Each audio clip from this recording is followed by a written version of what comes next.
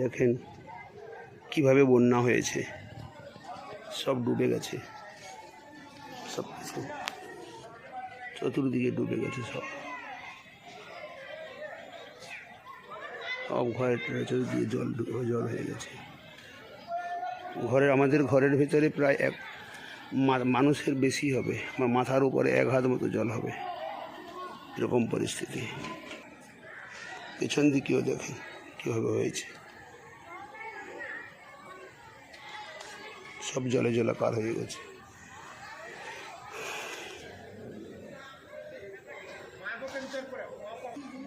ঘরের সামনেও কিভাবে জল হয়েছে দেখো।